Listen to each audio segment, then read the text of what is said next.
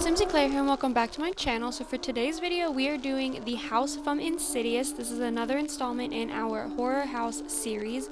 Now for those of you who haven't seen Insidious, if you want to watch it, I would probably not finish this video or turn off the volume because I will be talking about scenes from the movie as I'm building this house. I forgot to mention that when I did The Conjuring, but I feel like I feel like a lot of people who are actually watching these videos don't actually like scary movies, so none of you guys are actually going to watch them. So I appreciate you guys watching my videos anyway. I really do. I know scary movies aren't everybody's thing, but yeah, if you're interested in watching Insidious or the second Insidious, because those two are connected more than the others in the series, I would definitely turn off the volume and just crank up some, happy music while we do this build. But anyway, we're going into the front of the house, and I'm doing something a little different while I'm building this house because when I was doing the exterior, I had a reference picture because I was so annoyed. I watched the movie on Netflix like literally last week, and I guess they took it off. Despite the fact that it's October and official spooky season, they took off Insidious, and I couldn't find it again, so I had to go and Google a reference picture instead of following the movie. And I think the reference picture actually kind of helped a lot because a lot of the scenes in the movie don't show you what the house's actual colors are. They usually show them really muted and kind of darkened out to make it look a bit more spooky. So I was kind of happy that I got to see how the house actually looks in real life, because it is actually a gorgeous house. And I have a couple of issues with some of the roof pieces. You'll see when we get to there. But I did want to warn you guys ahead of time. I do use custom content in this build. So if you do want to download this from the gallery, you have to click on, modded or show custom content builds or whatever that little tick is.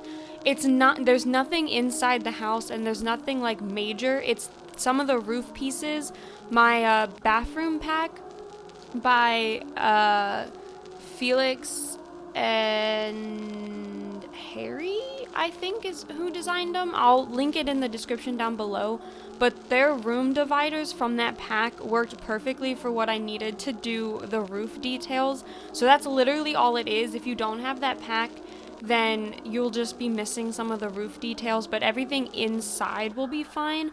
But on that note as well, when you download this house, if you do download this house, you need to have move objects on. There's a lot of things that I had to do to kind of split the rooms up. It's very similar to how I did it with the Conjuring build, where I put windows on top of half walls, but I had to do that in 3 separate rooms in this house because that's how this house was designed. So you do need move objects on if you do decide to place this house.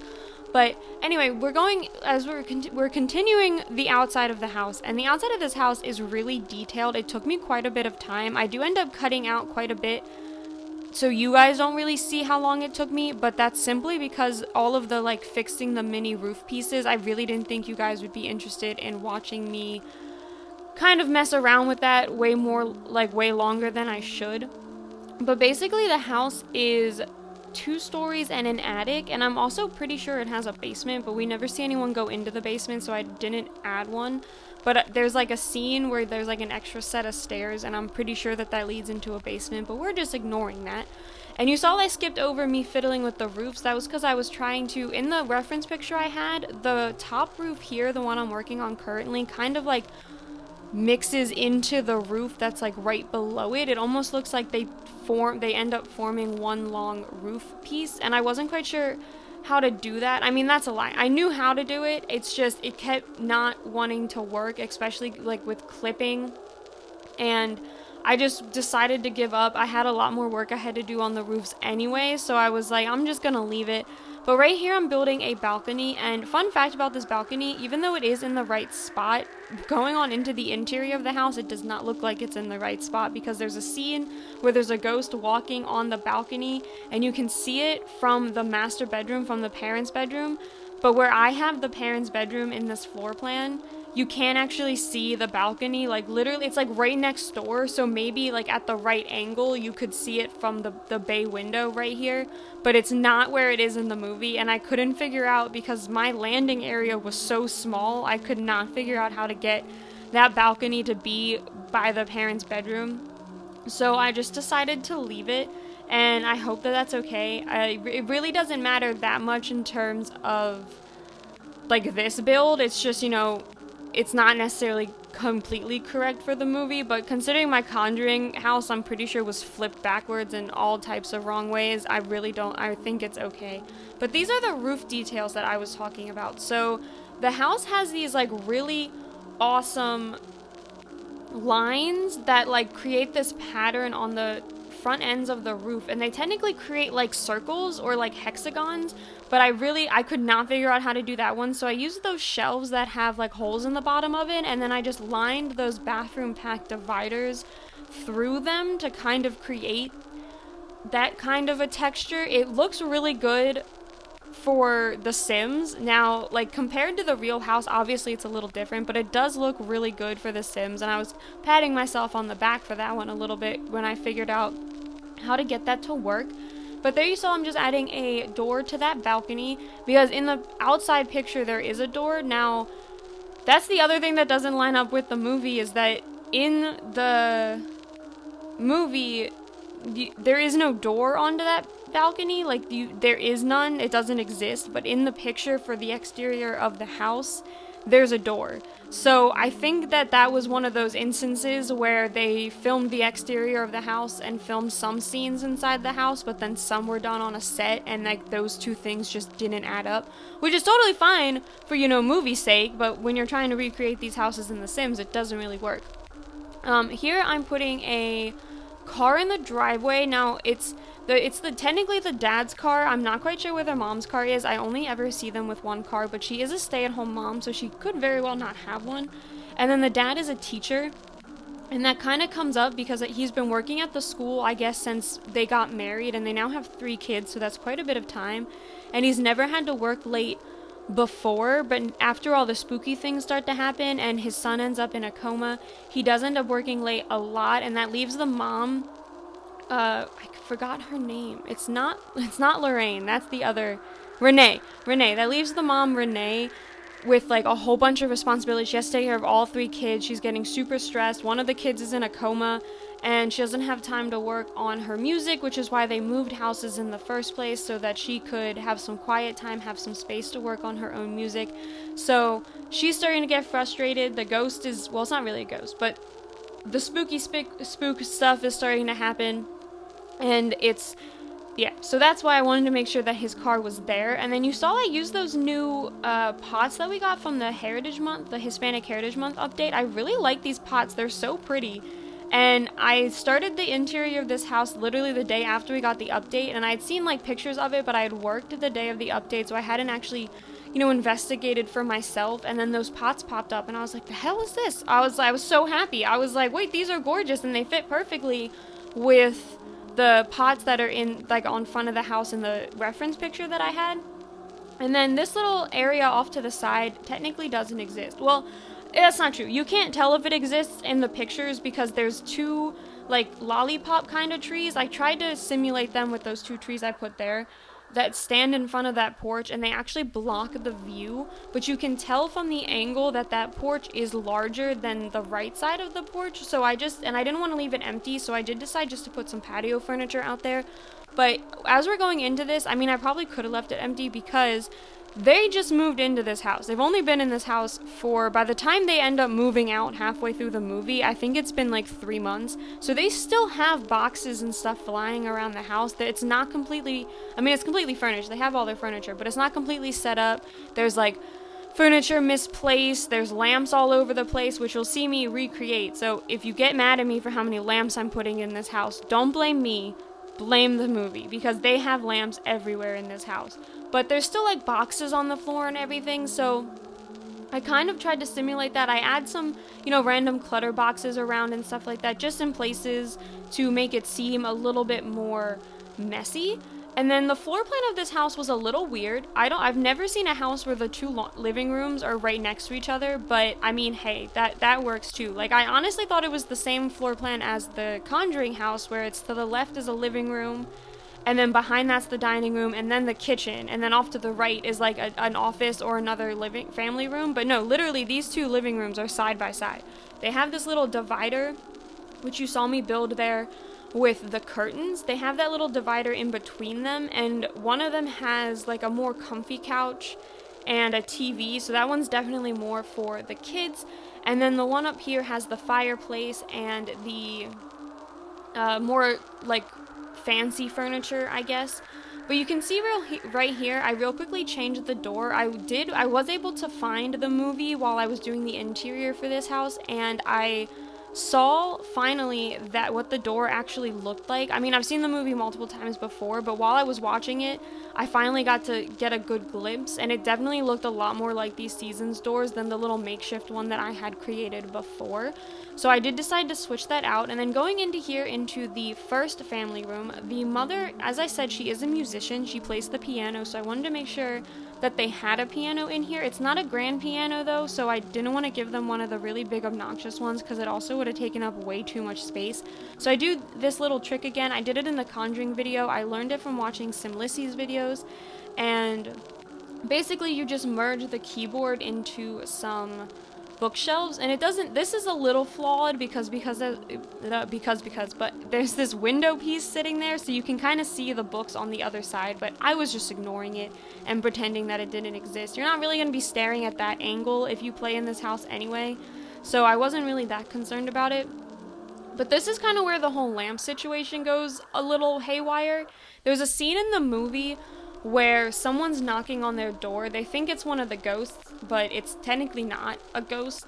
It's something else. So they think it's one of the ghosts, but he goes downstairs to go check out the place and see if it's like a burglar or something like that, because the alarm goes off, and he has like a fire poker in his hands, and he's like walking around the house, but it's nighttime, so all the lights are off. So he literally goes like room by room turning on these lights, and that's when I realized what an exuberant amount of lights this family has, because literally every single room he had to turn on like 4 lights.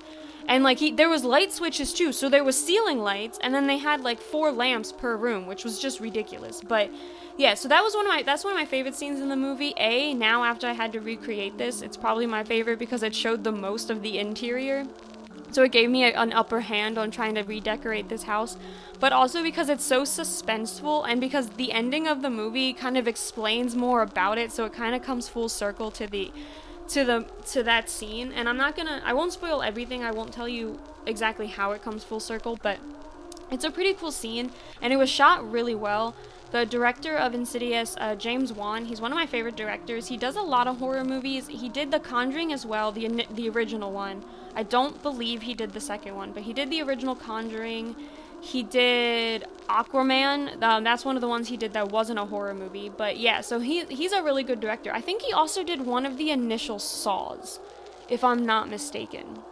But I don't really follow the Saw series. Saw or Hostel are really not my thing, so I'm not 100% sure about that one, but I think he did do one of the original Saws. But he also did Aquaman, which is pretty cool.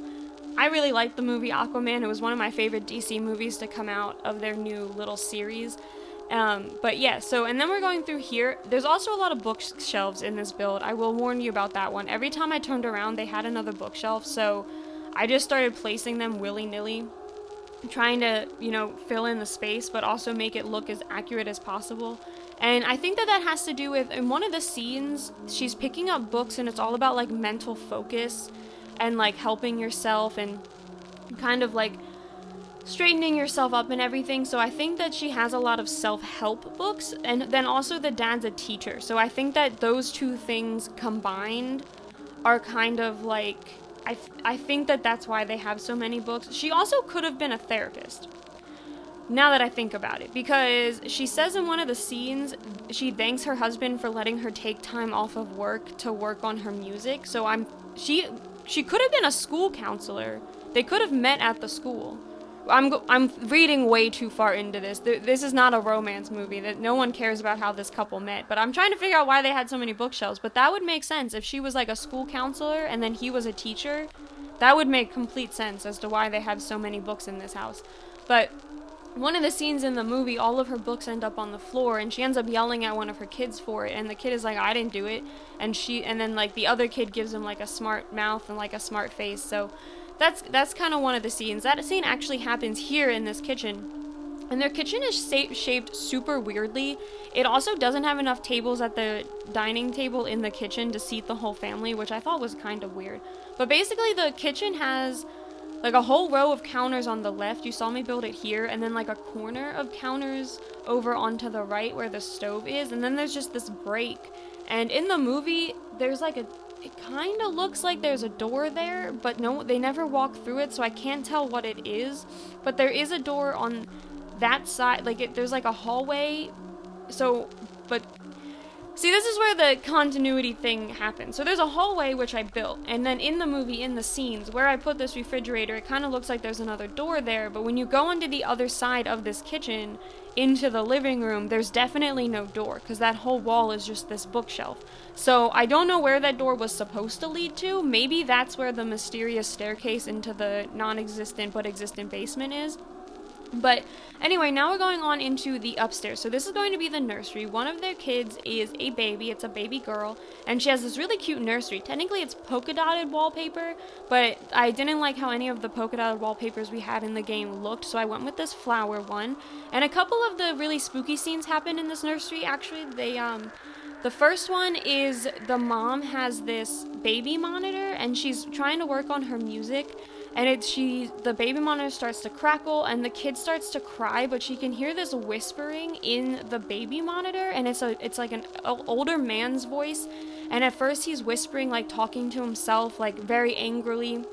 And then all of a sudden he just starts screaming, and then the kid like wakes up and starts crying, and she like runs upstairs, and she doesn't see anyone, but it really spooked her out. And then another time, it's actually the same night that the dad goes roaming around downstairs with the fire poker.